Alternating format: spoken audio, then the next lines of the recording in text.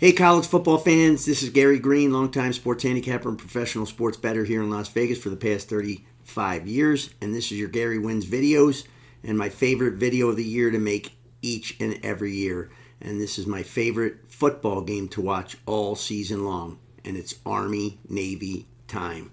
Saturday at noon Pacific, 3 p.m. Eastern time on CBS, we get to watch the most patriotic kids in the country and the most fun game. And this time around, Army is installed a 6.5 point favorite, and the total in this game is 39. This game is in Landover, Maryland. And I love the Final Four. I love the World Series.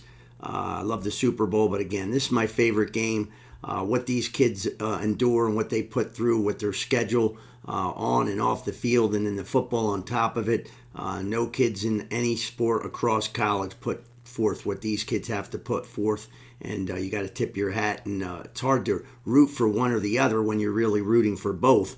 But the fun part about this season for these two teams, they have the most combined victories together now coming into this game all time. So, that's been a big successful season for both of these teams.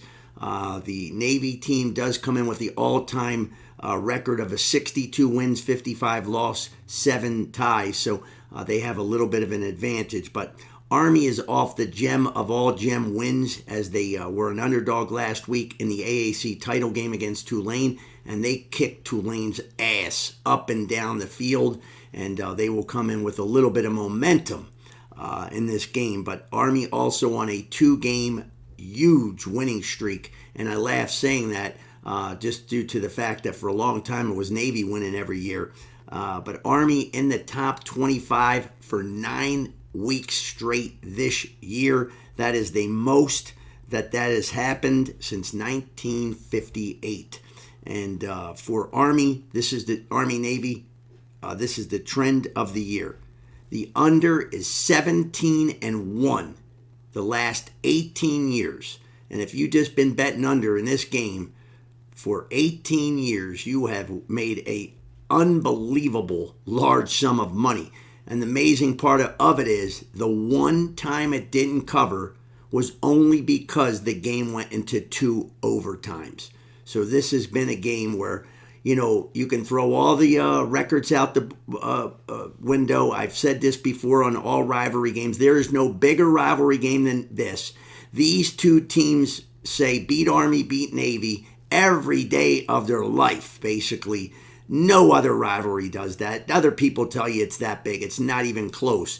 And of course, since they're basically running the same offense, the defense is already prepared, and they're working to prepare it. There are other teams that work in the summertime a lot. There was a few teams this year that once a week they would prepare for that because, there's three academies, and they all basically run the same option, the triple option. So you have to be extra prepared for that. That's a tough one if you're not extra prepared. And even when you practice it, if you're not seeing it, once you see it, it's much different animal. But when you look at this situation right now, the money-making trend besides that has been the underdog cash-in at an alarming rate. The underdog is 22-6 the last 28 years between Army-Navy. And a lot of the games have been really close to pick-em type games. But this year, again, you have Army as almost a touchdown favorite. So we've seen a move there this year, and that game opened lower than that. So the early money has come in on Army. Now, when we look at the two teams, Navy has the number 80 offense, the number 80 defense. Army has the number 56 offense, but they have the number 10 defense in the country. The thing about their records is it's a little misleading because these two teams played basically the easiest schedules in all of college football this year. The bad news basically is that, somebody's got to lose. And for me, as a fan of both of these teams, it's hard, again, to watch either one of them lose. You almost feel bad. Like, you're happy for the winner, but you feel bad for the loser. And, of course, in betting world, nobody gives a shit. If you bet Navy and they win, you're happy. You don't give a shit if Army loses. And the same thing vice versa if it's the other way around. But we look at the two quarterbacks, and these two teams really have really good quarterbacks this year. Navy's quarterback, Horvath, 156 pass attempts, which is a very high amount for an academy. 88 completions, 11 touchdown passes, 13 rushing touchdowns. This kid has been phenomenal.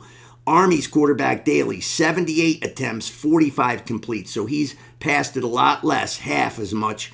But he's got 29 rushing touchdowns. He's going for the all-time record.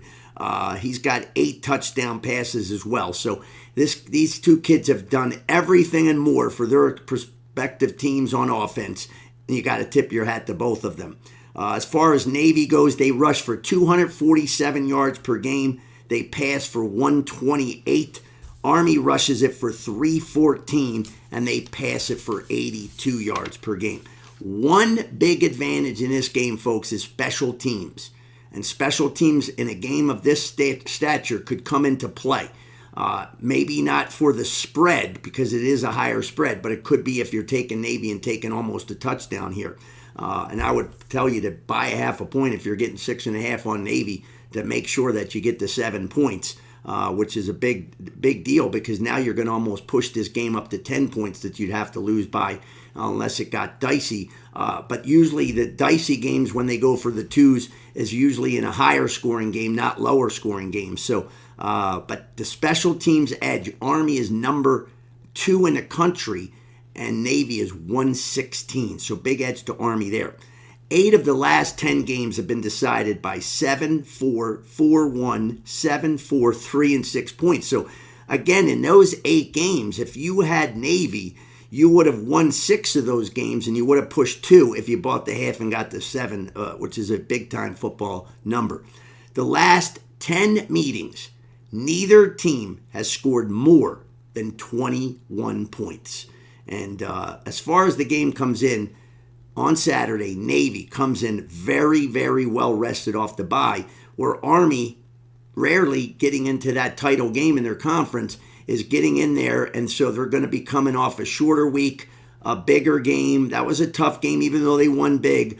That was a hard-hitting game, and so they're going to be a little bit more beat up still. Was a good game for Navy to get themselves healthy, because folks don't know this, but these kids at Army and Navy have the strictest time schedule between schoolwork, their service stuff, the football stuff. I mean, it goes on from 5 a.m. in the morning right till like 10 o'clock at night, and it's nonstop. So these kids are pushed to the limits, and that's why you have to tip your hat to them. But again, at least the Navy kids were able to get some rest, so they do have a little bit of extra, probably legs, probably you could say, this late into the year going into this game on Saturday afternoon. So it's a great game. Obviously, you know, if you haven't been betting the under all these years, you haven't been on the train to success for cashing in tickets. Same with the underdogs. But again, there's probably value in both of the sides there, under the 39 and the 7 points. Again, if you were to buy it, it could be 6.5, and that I guess is fine. A lot of people won't buy half a points in that situation. But in a game that you would expect a lower scoring game, you want to get the football number there. A lot of these games can be 3-3, 6-6, and then all of a sudden somebody picks off a big run, breaks away, and scores a touchdown, and the final score could be 13-6, and you don't want to be losing that game if you're taking 6.5 points. That's just poor betting.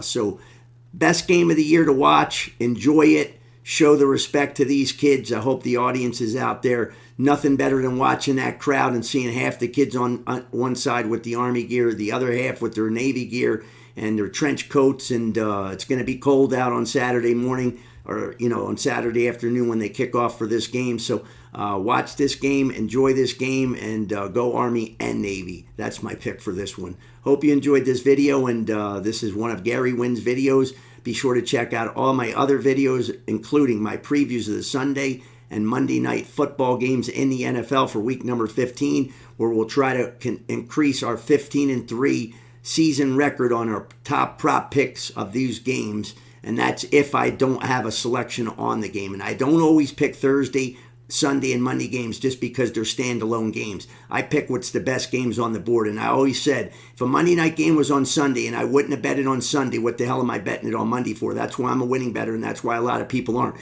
You don't have to bet every single game. And those of you that bet this Thursday night game between the 49ers and the Rams, God bless you, and you enjoyed it, I'm sure. That was a real fun one, exciting. But again, that was a tough game to begin with. You knew it was going to be raining if you did your homework, and it turned out to be exactly what most expected, and it was a close game back and forth.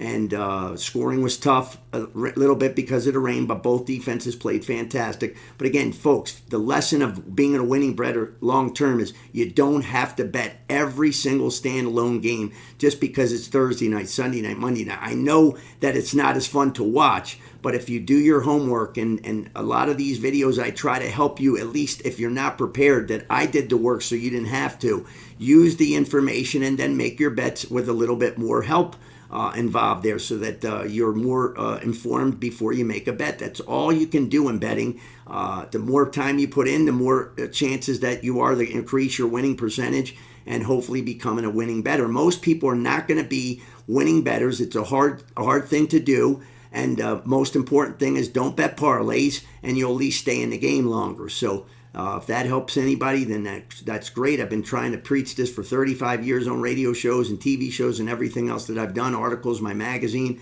the Blue Book, and hopefully everybody can have a happy holidays. Don't bet what you cannot afford to lose, folks, and it'll be a much happier one. Have a great weekend ahead.